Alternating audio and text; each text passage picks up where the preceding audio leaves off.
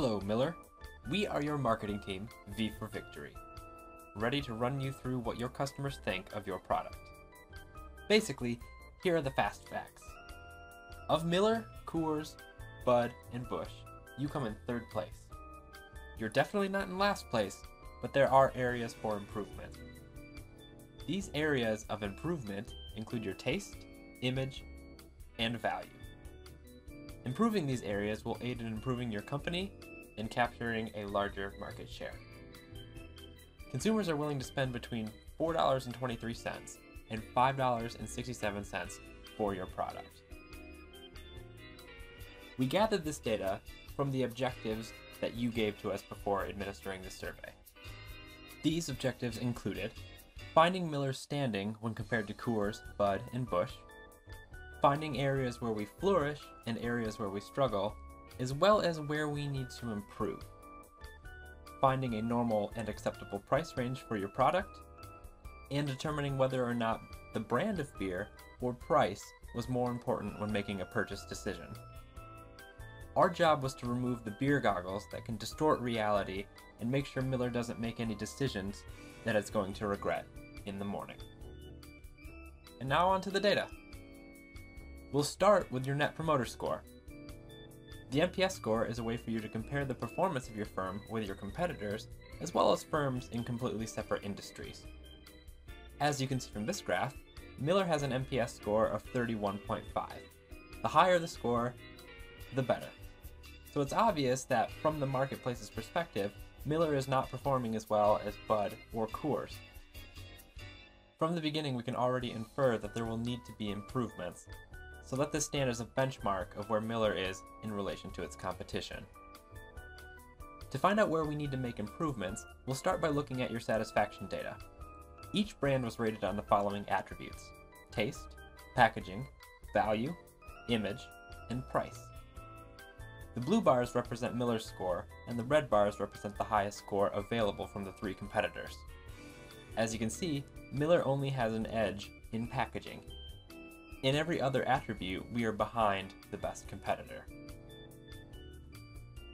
The performance ratios on this graph give us an idea of whether or not our strengths and weaknesses are significant. Values between 0.97 and 1.03 is considered to be the zone of indifference, and therefore not considered significant. The attribute that we were rated higher on than the competitors, our packaging, is within the zone of indifference.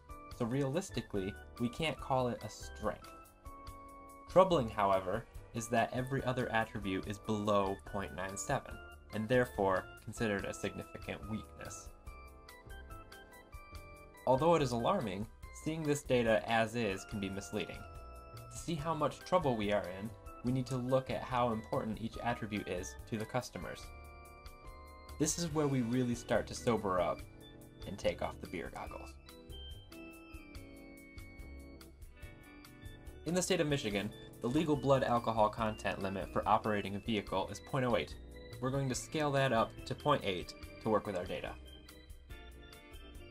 This graph shows the improvement index for Miller. The higher the score, the larger of a priority it is to improve. As you can see, taste is right at the legal limit. That is priority number one. If Miller doesn't take measures to improve taste, then there will likely be a DUI charge upcoming.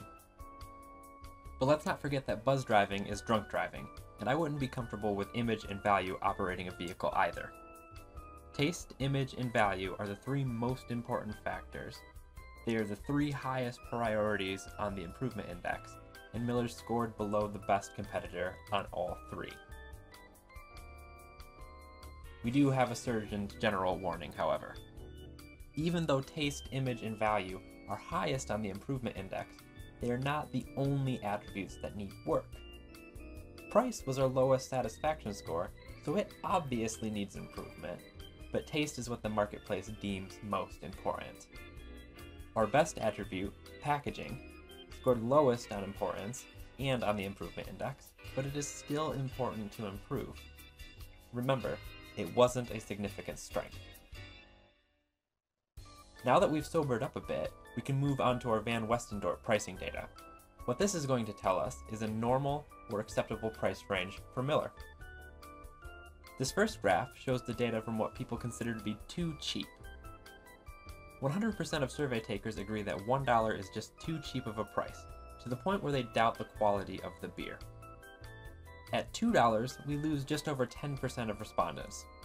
So $2 is still too cheap for the majority of customers. Moving down to 3, we lose almost half of our customers, and by the end, we're down to 11% who think $5 is too cheap. The next graph shows what our customers consider to be a good deal. Between $2 and $3, we lose 10%, but after that is a steady decline of just over 20% until you hit $6. We see our biggest single step drop off when looking at the "it's getting expensive" data. Between $5 and $6, we lose over half of the survey takers. What this says, if the sample is representative of the population, is that if Miller charges over $5 for a bottle, they will potentially lose over half of their customers. This is pretty important to take note of. The last waterfall graph shows us the data for what is considered too expensive. In this graph, we are back to having pretty consistent decline from $6 to $11. Anything over $8 and over half of the respondents would not purchase Miller. Finally, we can look at an overview for the Van Westendorp data. This graph shows us the averages for each dataset. Generally, the accepted price range is between what's considered a good deal and getting expensive. That would put the price range between $4.23 and $5.67. This makes sense when compared to the data we have just seen. At $4, we still had over half who thought the price was a good deal, and it wasn't until $6 that customers really dropped off. I know you've imbibed a lot of information so far, but keep it between the lines because we're almost home. Conjoint analysis helps us determine what is most important to our customers, the beer or the price. According to our results, beer is more important. When making decisions, survey takers were generally swayed more by the brand of beer than the value on its price tag. Don't get us wrong, there were people out there who didn't care very much about what they put into their bodies so long as the bottle returns from last weekend's bender could cover it. Moving forward, we can see the conjoint data broken down between the individual brands. Anything below 0 on this graph is considered to be below average, and anything above 0 is considered to be above average. As you can tell, Busch scored incredibly low. What this says is that even if Busch has the lowest price, our survey takers would skip on ahead to something that tastes better, showing us that they have some good sense. Miller only scores a 1.6, however, and that shows us that we are barely above average. Coors and Bud are way ahead of us. And while this is difficult to swallow, kind of like Busch, it is in line with our other findings.